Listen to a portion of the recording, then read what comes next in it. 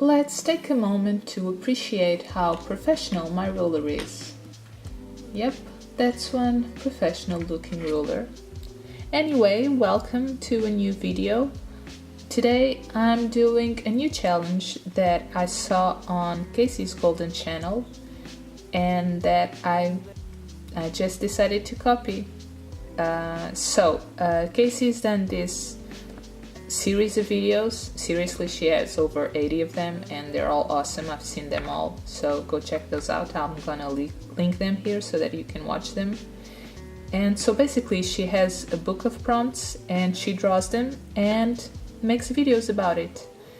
And I love them and I wanted to try it too, because I have a similar book to the one she has, and it's that yellow thing there in the corner.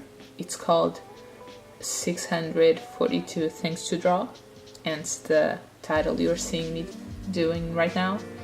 And I've had that book for over 7 years now and I never really used it. So I thought this would be a very good excuse to try it now.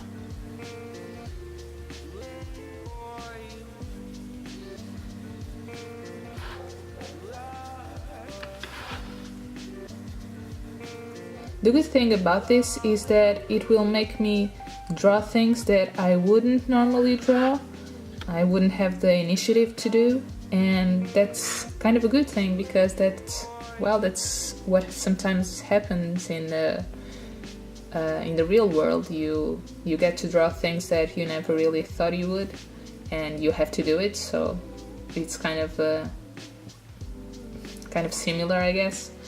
And so I'm just doing basically as Casey did. I'm doing one page at a time because some of these pages have multiple prompts, and I'll try not to skip any page, and I'll do them all, or I'll do at least this first video, I guess, if I don't give up in the meantime. But anyway, I hope you enjoy it.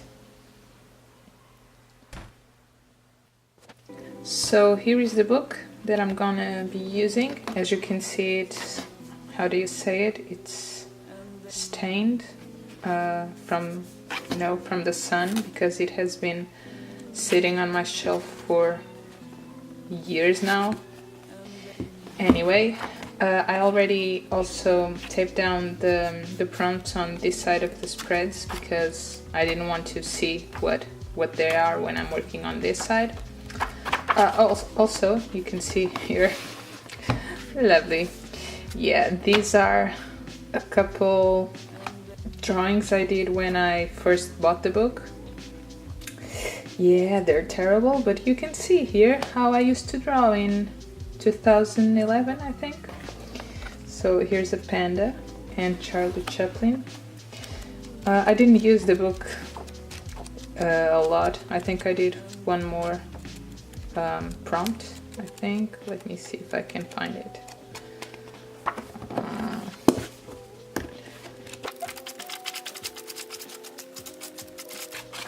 Here it is. So yeah, lovely, right?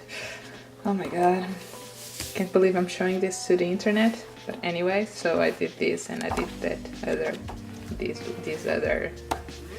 So yeah, I don't think I did any more, but I guess we'll see when we get there. So for today, first page, here we go. We have a rolling pin and a hammock. Hammock? I don't know what that is, I'm gonna have to Google it. So yeah, I guess it's time to start now. To be honest, it was hard to start doing the challenge because I was really aware of the fact that I had a camera pointing at me and that I had to try to do something nice. So the pressure was on. And my first idea was to have an outside scene where you could see a hammock in the front and a house in the background where someone would be baking. But I didn't really want to do it. To be honest, it sounded like a lot of work, so I kind of just ditched that idea. and did some more research, and I realized that hammocks for animals are a thing. So that's where I went. At first I was going to do this challenge traditionally with traditional media, but I really wanted to do this one digitally, and that's what I did basically.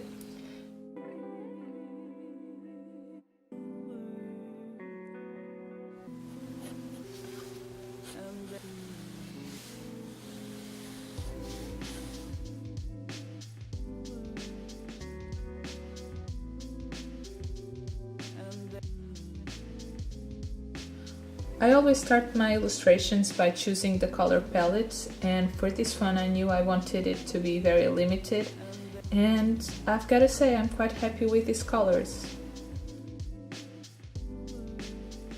So there are two reasons why I wanted to do this challenge traditionally. One is because I don't do that often and I want to get better at it, so might as well practice.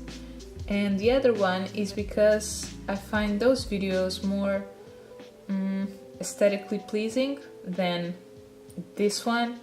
I think that the edit on this video is a little bit weird, but I don't know, I didn't really know how to edit it, the video, and I guess I'll try to get better at it in the future. If you have any suggestions, please feel free to help me out. And I guess I'll just do this in the future. If I think that it's better to do it traditionally, I'll do it traditionally, or if it's better digital, I'll do it digitally. So by this point I started to feel that the illustration was a little bit too flat, and you couldn't really tell that the cat is much closer to the viewer. So I remember that I could maybe try to play with the light, which is something that I don't normally do. And I picked these two books for light inspiration. And I think it really helps to make the illustration more interesting.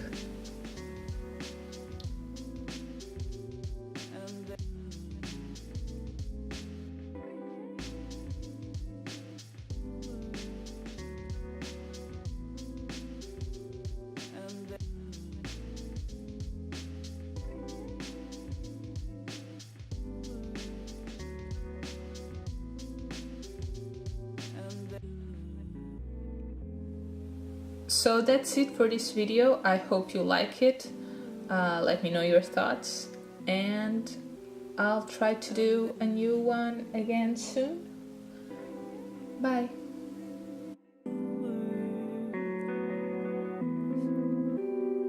And then